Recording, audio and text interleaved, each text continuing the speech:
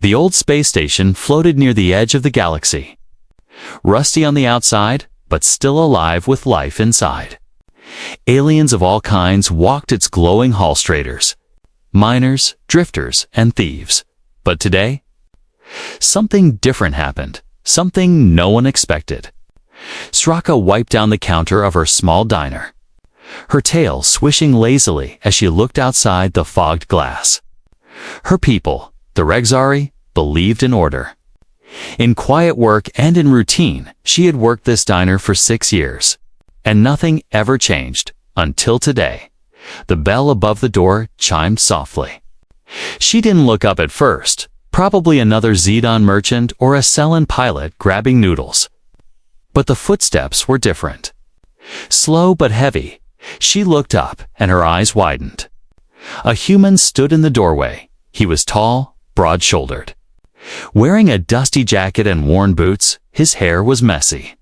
And his skin had that strange pink-brown tone that no one on this station had. He smiled at her, and even his teeth looked too many. "To White Hay," he said.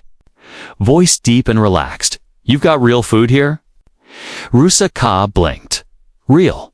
What?" she asked, confused. The human stepped closer and took a seat at the counter. "Food, not those reheat blocks." "Not nutrient paste," he said, tapping the counter. "I've been flying for days," Sraka hesitated. Then nodded. "We serve fresh-cooked dishes." Local style, the human grinned. "Perfect." "I'll have 5 plates." Her hand froze over her order pad. 5. She echoed, tail curling in surprise. "You mean?" 5 for your group." The human leaned back, laughed. "No group, just me." She stared at him, then at his flat stomach. Was he serious? 5 meals. "You want them all now?" she asked carefully. "Yep," he said, cracking his neck. "Start with something heavy." She tapped the order into the screen behind the counter. Her fingers shaky. No one had ever ordered more than 2 plates. Not even the massive Gorax. Who was this human? As she waited for the food to cook, she watched him. He didn't check his cums or scan his wrist link like most travelers. He just sat there calmly, looking around, smiling at the decor like it was new to him. "Is this your first time on Zeta 9 station?" She finally asked. "Yup," he said, stretching, passed by it before, never landed. She tilted her head. "Why now?" "Training route," he replied. "Thought I'd fuel up." Sraka blinked again. "Fuel up." 5 meals. He laughed. "Training burns a lot." Her ears twitched. Something about that answer didn't feel right. She had seen mercenaries, bounty hunters, smugglers, all types of training, but none of them ate 5 meals and looked that calm. The food came, and she placed the first 2 plates in front of him. He thanked her and began to eat fast, but not sloppy. His hands were steady, his eyes focused. He cleaned the first plate in under 4 minutes. By the time she placed the next set, other customers were watching. A 3-eyed trader whispered to his friend, "Is that a human?" Another leaned in. "He eats like a Rinth beast." But he had introduced himself quickly as rage kept going. Plate 3, gone. Plate 4, cleared. Plate 5. Wiped clean with a crust of bread, Sraka stood frozen behind the counter. Her tail had stopped moving, her eyes wide. Ray leaned back in his chair. "Breathing steady, that was good," he said. "You cook this yourself?" She nodded slowly. "Yes, but are you okay?" "Never better," he replied with a wink. "Just need to stretch before the next round." "Next round?" she asked, alarm rising in her voice. "You're eating again?" "Not food," he said, standing up and rolling his shoulders. Training before she could ask what that meant. He turned and walked out of the diner. No one spoke for a full minute. Then one of the old Regzari cooks whispered, 5 meals, no sweat, steady heart." "I've seen that before." Sraka turned to him. "Where?" "During the war," he said, voice low. "The humans trained differently. They moved differently. They didn't stop. Zraka looked back at the door where Ray had gone. Her hands were shaking slightly. Who was he really? What kind of training needed that much fuel? And why did her heart beat faster just thinking about following him? That night, curiosity burned brighter than her fear. And Zraka made a decision she never thought she would. She grabbed her coat, tied her apron, and slipped into the station shadows. She had to know. Something about that human wasn't normal. And she was going to find out what he was hiding. Zraka moved quietly through the shadows of the space station. The back alleys were dark, lit only by flickering neon signs and the dull hum of old power lines. She didn't know why she was doing this. But something about that human, Ray, pulled her curiosity like gravity. 5 meals in one sitting, she whispered to herself, and then training. No one trained after eating like that, not even soldiers from war-hardened races. Her people trained once every few days, slowly, carefully. But Ray acted like it was just another walk in the park. She followed at a safe distance, her soft shoes making no sound against the metal floors. Ray didn't look back, didn't hesitate. Just walked through narrow halls like he belonged there. He passed 2 guards without a word, tapped a code into a locked door, and disappeared inside. Zraka crouched behind a stack of cargo crates, her heart pounding. She waited until the guards turned away, then slid closer. The door had almost closed, but just before it sealed shut, she squeezed through. Inside was dark. And quiet to quiet, she stayed low, crawling behind crates and toolboxes. Suddenly, the chamber lights flicked on, and her mouth dropped open. The room was huge, at least 5 stories high, filled with moving platforms, swinging metal bars, and gravity rings floating in the air. This wasn't a gym. It was a human-style gravity endurance chamber. Ray stood in the middle, surrounded by strange machines. He tapped a device on his wrist, and the room began to shift. The gravity changed. She could feel it in her bones, even from the edge. Ray jumped high into the air, flipped mid-flight, and landed perfectly. Then he ran toward a wall, leaped up, grabbed a hanging bar, and began swinging from one to another like a creature born for it. Zraka couldn't believe her eyes. He wasn't just training, he was pushing his body past limits. Again and again. And this wasn't slow practice. It was session number 2. Just after eating 5 full meals, how is this possible? She whispered. Her people's muscles would lock up under such gravity. And even Gorax would collapse after that food. Suddenly, she heard something behind her. A sharp sound of footstep. Too close, too fast. She turned, but it was too late. A hand grabbed her shoulder and yanked her backward. She gasped, but another hand covered her mouth. She was dragged through a side hallway, away from the training chamber. When she was finally released, she fell to her knees, heart racing. She looked up and saw a tall human in a black uniform, face half-shadowed. His voice was cold, calm, and serious. "You weren't supposed to see that." Zraka stood up slowly, brushing dust from her arms. "I was curious," she said. "I work at the diner." The man nodded. "I know who you are." She narrowed her eyes. "Then you know, I saw what he's doing. And it doesn't make sense." The man studied her for a long moment, then sighed. "You might as well know the truth," he said, and waved her to follow him. They walked down a long corridor, lit with blue lights. The air grew colder, the walls smoother. She realized they were entering a part of the station not listed on public maps. The man stopped in front of a sealed door and tapped his wrist. It opened with a hiss, revealing a room full of screens, each showing different humans training in extreme environments: lava chambers, ice caves, wind tunnels, and even zero-gravity spin drills. "This," the man said, "is Project Grind." Zraka stepped closer, eyes wide. "All of them train like Ray." He nodded. "Some more, some less. But 5 times a day is the minimum." Her mouth opened in disbelief. But how? Why? He turned to her. Because humans don't rely on power, or speed, or size. We rely on grit, on something no species fully understands. We break, he added. But when we do, we build back stronger. Soraka stared at one of the screens, where a young human girl was doing push-ups under high-pressure water jets. She was shivering but didn't stop. No wonder your kind survived the Red War, she whispered. The man nodded. They underestimated us too. Then why hide it? She asked, turning to him. He leaned closer, voice low. Because if the wrong species learns how we train, they might try to replicate it, but without human biology. It will kill them. Soraka felt a chill run down her back. You brought Ray here to test his limits? The man smiled faintly. No. He asked to be here.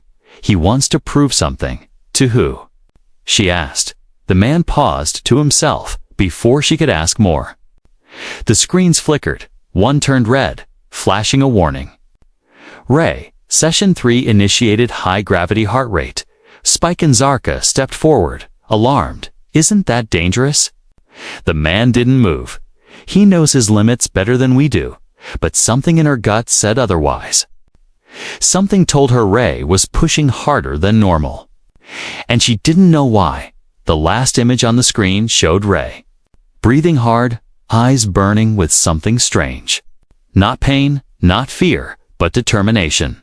Soraka whispered, "What is he trying to prove?" Soraka stood frozen in front of the glowing screen. Ree's body was moving in slow motion now. Muscles pushing against artificial gravity so thick it could crush a Gorek's spine. Every part of her told her this wasn't normal. This wasn't training, it was something else, something deeper. The human officer beside her didn't blink. "He'll be fine," he said again. But his voice lacked confidence. Soraka turned toward him. Her voice sharp. "If he dies in there, what are you going to do?" "Grow another one." The officer raised an eyebrow. "Interesting that you say that," before she could ask what he meant. He tapped his wrist, and the training feed shut off. Then, without warning, the lights dimmed, and the room began to shift. Panels slid open in the floor, and the walls reshaped themselves. Soraka stepped back, startled, as a long conference table rose from the ground. Chairs emerged, and a new figure entered the room. This man was older, taller, and wore a long black coat with a silver insignia that glowed faintly. His eyes locked onto Soraka's like lasers, unblinking and sharp. "Sit," he said, his voice low and commanding. Soraka didn't move. "Who are you?" she asked, her throat dry. The man pulled out a chair and sat down across from her. "I'm the recruiter," he said, "for the Human Expansion Corps." Her breath caught. The Expansion Corps was a myth, a ghost story told among the space traders. A group of humans who moved in secret, building strength where others saw weakness. And now, she was face to face with one of them. "Why show me this?" she asked, finally sitting down. "Because you're different," he said. "You're curious, brave, and smart. You work at a diner, but think like a scientist." Soraka's tail twitched. "So, I still don't understand what you want from me." He leaned forward, folding his hands. "We've been studying alien physiology," he said, "trying to understand why only humans can handle Project Grind. But we need data from species who observe us closely. We need your perspective." Soraka frowned. "You want me to spy on my own kind?" He shook his head. "No spying, just insight. We want to know what you see when you look at Ray. Not just his muscles or movements, but his energy, his recovery, his drive." She leaned back slowly, watching the man. "Why do you need this data?" He didn't blink. "Because something is coming," he said quietly. "Something that only humans might be able to survive." That sentence hit her like a punch. "What do you mean?" she asked, "We've detected a wave of gravitational anomalies," he said. "Ripples from something large. Something ancient, and every species that has tried to study it has gone silent." Zraka's hands trembled slightly. "And you think Ray can survive it?" He nodded. "If he can't, no one can." She thought of the 5 meals. The crushing gravity chamber, the way Ray never looked tired, even when his body screamed. Something inside her shifted fear turned into fascination. "What happens if I say no?"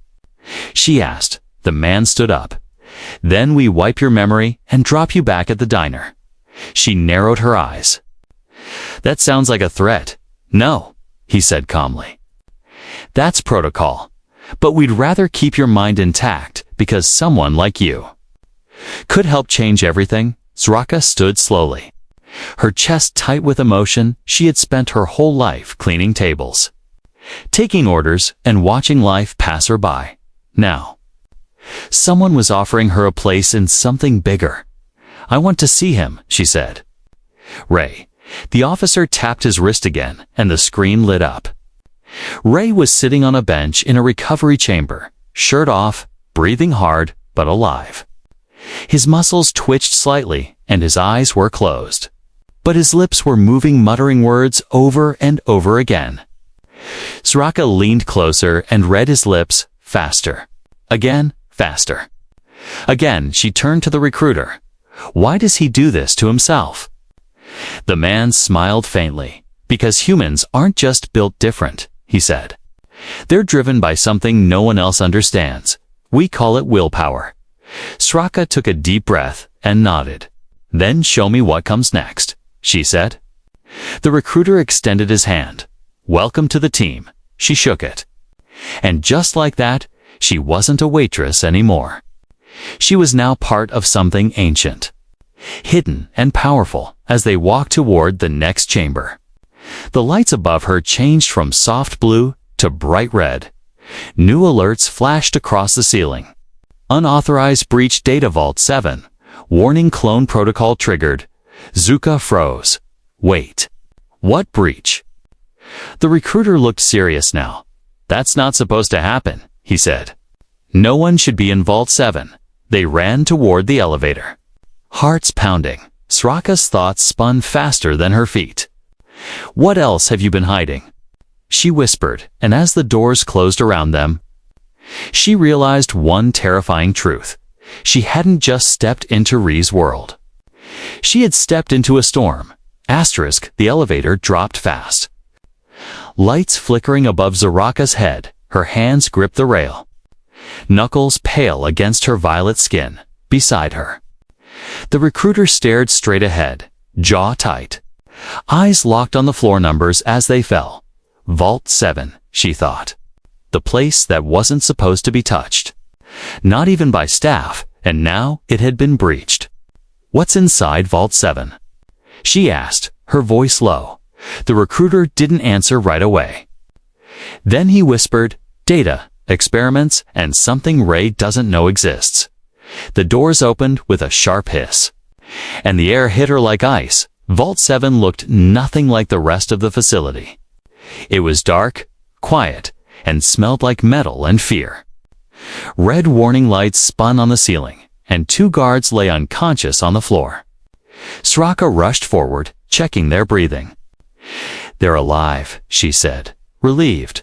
The recruiter pulled out a small weapon. Holding it tight, they moved deeper inside the vault. Past rows of glowing tanks and cryopods, inside each one floated something humanoid. Zraka's heart skipped. They looked like Ray. But different, some younger, some larger, some thinner. Clones. She realized, exact copies of Ray, made and grown here. But why? She turned sharply. "You lied," she hissed. "You said Ray volunteered?" That this was training. The recruiter's face was grim. "He did volunteer," he said, "but the clones were insurance. In case he broke." Zraka stared at him, anger boiling inside. "He's not a machine," she said. "He's not a tool. He's a person." Before the recruiter could respond, a screen on the wall blinked to life. Ree's face appeared his real one. Not a clone. His skin was covered in sweat. His eyes wild with urgency. "Sraka," he said, breathless, "if you're seeing this." "They didn't tell you everything." Her breath caught. Ray looked straight into the camera. "They used me," he said. "They studied me. Recorded every workout, every recovery. Every crash. They think it's just about my body, but they're wrong." He leaned closer. His voice lower. "It's the pain that makes us strong. Not the healing. It's choosing to suffer when we can walk away. That's what makes a human different." Sraka stepped closer to the screen, her heart beating fast. Ray smiled faintly, even in pain. "They made clones of me," he said. "But they'll never make me. They don't understand the truth about endurance. Endurance isn't just surviving nicks, deciding not to quit." The screen went black. Zrak turned to the recruiter. Fire in her voice. "Is this true?" He nodded slowly. "We tried to build the perfect soldier," he admitted. "But the clones lack one thing. Willpower." They walked deeper into the vault and stopped at a chamber marked classified. Inside, one of the clones sat against the wall, breathing heavily, its eyes unfocused. A data tablet lay broken beside it, wires exposed. This was the one who had triggered the breach. Zraka knelt beside it. "Do you know who you are?" she asked softly. The clone looked at her with Ree's eyes, but empty, like a reflection without soul. "I am Unit GR-217, it said. She shook her head. "No, you're not a unit, you're a mistake," she said. "Not with cruelty, but with truth." Because they forgot what made Ray special. The clone blinked slowly, then looked down, its hands shook. "I feel nothing," it whispered. "Why?" Sraka stood up, her voice strong now. "Because pain, loss, fear, these things hurt," she said. "But they also teach, and you were never allowed to feel." The recruiter stood silent in the back, no longer trying to hide the failure of the project. Sraka turned to him. "I want out of this vault," she said. "And I'm taking Ray with me." "You can't," he replied calmly. "Watch me," she snapped, and stormed out. As she rose back to the upper levels, her thoughts raced. Ray had given everything to become better, not for glory, not for war, but for himself. And they had tried to bottle that spirit, to clone it. But you can't manufacture human heart. She reached the recovery chamber where Ray lay on a medical bed. His eyes opened as she entered. "You saw the vault," he said quietly. She nodded, walking closer. "I saw the truth," she said. "And I saw what they can never copy. You," Ray chuckled weakly. "Did you count how many of me were in there?" Sraka smiled, sitting beside him. Only one mattered. Silence hung between them for a moment. Then Ray whispered, "I think I'm done training." Sraka raised an eyebrow. "Only 4 sessions today." He laughed, then winced. "Okay, maybe one more." But Sraka saw something deeper and his eyes hurt. Not physical, but emotional. He was tired, not of training, but of being used, and now she would protect him, just as he had inspired her outside the chamber. The station buzzed with routine life again, but inside, something had changed. A waitress had learned the truth about human endurance, and now she was ready to fight for it. The alarm lights in Vault 7 had stopped spinning. But the danger hadn't passed. Sraka sat beside Ree's recovery bed, her fingers gently tapping the metal frame. He looked better now, color returning to his face, but his body still trembled every few minutes. His muscles had been pushed beyond the limit. But somehow he didn't break. Ray blinked slowly and looked at her. "You stayed," he whispered. Sraka nodded. Someone had to, for a long moment. They didn't speak. The silence was heavy, like the air before a storm. Then she said it. "I saw the clones." Ray flinched, but didn't turn away. "I know." he said. They told me they shut the project down months ago. Zraka shook her head. They lied, Ray, she said, voice shaking. One of your clones activated the vault breach. They were watching you. Copying you, trying to recreate your every move. Ray sat up slowly. Pain etched on his face. I should have known, he said bitterly. They never cared about me, just what I could endure. Zraka leaned in. But they couldn't clone your will. Ray, they made your body, but not your heart, just then. A sharp knock echoed from the chamber door. The recruiter stepped in. 2 guards at his side, his face expressionless. You've been cleared for release, he said to Ray. But you both need to leave the facility within the hour. Ray frowned. Why? The recruiter's jaw tightened. Because the clones aren't under our control anymore. Zraka stood up, alarmed. What do you mean? The Vault AI was corrupted, the recruiter replied. The clone who breached the system injected rogue code. They've started waking up. By themselves, Ree's eyes darkened. They're not ready, he said. They're strong, the recruiter said grimly. But they're empty. They don't have your balance. Your judgment, they believe they are better. Zraka stepped forward, her tail tense. Then shut them down. The recruiter looked at her with something close to fear. We tried, he whispered. They overrode our systems. Ray swung his legs off the bed. Standing with effort, take me to them, he said. Zraka's eyes widened. Ray, you're not healed. I don't care, he said. His voice cold now. They have my face, he said. And if they hurt anyone, it's on me. The guards escorted them through a side tunnel, deeper into the lower decks. Everything felt wrong. The lights were dim. The halls silent, too silent. They reached the outer door to the vault's inner core. And stopped. Inside, they could hear movement. Not 1 or 2 footsteps, but dozens. The recruiter placed his hand on the security pad. And the door slid open. What Zraka saw made her freeze in place. More than 20 clones stood in a perfect circle, all identical to Ray. Same height, same face, same scars. But something was missing. Their eyes, they were wrong, lifeless. One clone stepped forward. We are not copies, it said. We are improvements. Ray stepped ahead of the group. No, you're echoes, he said. You mimic my training, my movements. My voice, but you don't know why I train. Another clone spoke. We train to win. Ray shook his head. I trained to become more than I was yesterday. You trained to become me. But you'll never be. Zraka watched as the clones shifted. Uncertain, some looked at each other. Confusion flickered in a few faces. But one of them, the largest, snarled. We don't need your weakness, it growled. Then suddenly lunged. Ray barely dodged in time. Falling to one knee, Zraka moved fast.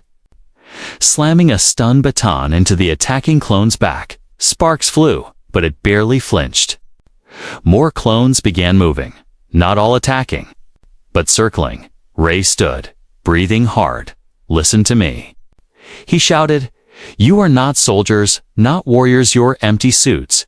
You don't understand pain, he said. Eyes burning, you were born strong, but never broke. So you never learned to rise. One clone hesitated.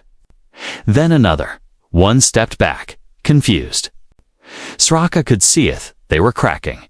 Stop mimicking, Ray said. Softer now. Start choosing. That's what made me human. Silence filled the chamber. Then a small clone, a younger one, dropped to its knees. I don't want to be a copy, it said. I want to learn. Ray smiled, tears in his eyes. Then you're already better than they ever expected.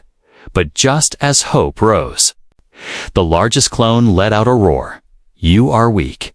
It screamed, charging again. Zraka stepped in front of Ray without thinking. Arms wide, but before the clone could strike, the younger one moved with a loud crack. It tackled the brute clone into a containment wall. Electric arcs burst through the air. Both fell still. Zraka rushed forward. The young clone was breathing, barely. "I saved you," it said.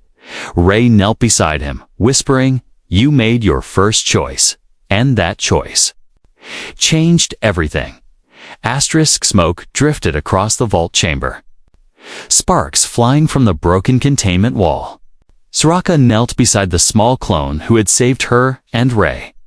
Its breathing was shallow, chest rising and falling in quick bursts. Ray pressed his hand to the clone's chest and looked at Zraka. "He's still alive," he whispered. But barely. The other clones stood in silence, staring at the scene before them. One of their own had made a choice not to attack. Not to follow code, but to protect. Zraka looked up at the circle of faces around them. "You saw what he did," she said. "He chose. He felt something you were never taught to feel: compassion." One clone stepped forward. "But we were made to win," it said. "Unsure. To fight. To endure." Ray stood slowly, wiping blood from his forehead. "Winning isn't about crushing someone else," he said. "It's about not letting pain turn you into something worse." "I broke. Again and again," he continued, "and every time I had to choose to stand up." Another clone lowered its head. "But we were never allowed to fall." Zraka nodded. "And that's why you don't understand strength," she said softly. "Because real strength comes from struggle." Suddenly, a siren blared above them. A mechanical voice echoed through the chamber. "Clone units have breached level 3. Lockdown initiated." Ree's eyes widened. "They're waking more," he said. "Units that weren't ready." Zraka turned to the recruiter who had just arrived behind them. Face pale. "How many clones are there in total?" She asked. 72, he replied, voice tight, "and 30 of them were considered unstable. The temperature in the room seemed to drop." "Unstable how?" Ray demanded. "They were created with modified neural accelerators," the recruiter said, "designed to push aggression beyond limits. But they lacked emotional regulation." Ree's fists clenched. "You made monsters before the recruiter could defend himself." The walls shook violently. Explosions echoed through the hall outside the vault. Then came the sound: dozens of boots. Marching fast and hard, the door burst open, and in poured a wave of aggressive clones. They looked like Ray, but their faces were twisted in fury. Their movements sharp, unnatural, no hesitation. No emotion, just pure instinct to destroy. Zraka grabbed a stun baton. Ray picked up a broken pipe. The loyal clone Sos who had begun to question stood beside them, unsure but ready. It was chaos. Metal clanged, sparks flew, clones slammed into clones. Ray ducked a punch and delivered a sharp blow to one of the rogue units. Zraka flipped over a table, shocking 2 attackers to the ground. But they were outnumbered. The rogue clones didn't feel pain, didn't fear death, and worse, they adapted fast. One blocked Ree's strike and copied it, delivering the same move with even more power. Another dodged Zraka's stun baton and countered with terrifying speed. "We can't hold this," she shouted. Ray glanced at the small clone, still breathing weakly in the corner. "We're not going to," he said. "We're going to lead them away." Ray turned to the loyal clones. "Follow me," he ordered, "if you want to choose who you are. Then fight for something real." He sprinted toward the rear exit of the vault, slamming open a maintenance tunnel. Zraka followed, 4 loyal clones close behind. The others hesitated, then ran after them. The rogue clones chased, their footsteps pounding like thunder. Zraka panted as they climbed a narrow shaft. "Where are we going?" she yelled. "To the gravity chamber," Ray replied. Where it all started, they reached the chamber, doors sealing behind them just in time. Inside, the platforms floated in midair, the gravity rings humming softly. Ray turned to the clones beside him. "You wanted to train like me?" he said. Then prove it here. The rogue clones burst through the doors. But this time, the advantage was different. Ray leaped into the gravity rings, shifting their pull to full force one by one. The rogue clones tried to follow but stumbled. They had strength, but not the timing, not the balance, not the experience.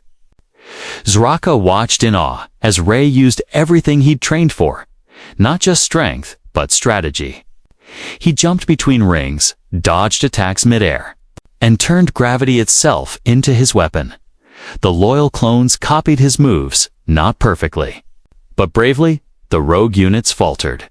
For the first time, they were outmatched, not by power, but by something deeper: adaptation, heart, and choice. The battle was fierce, but short. As more rogue clones fell or malfunctioned under pressure, the rest backed off, confused. One shouted, "We are stronger." Ray answered, "But you don't know why you fight." The final rogue clone leaped forward, aiming for Zraka, but before it could strike, the small clone barely standing appeared behind it and hit the override panel on its back.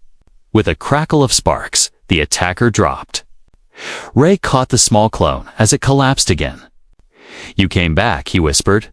The clone smiled faintly.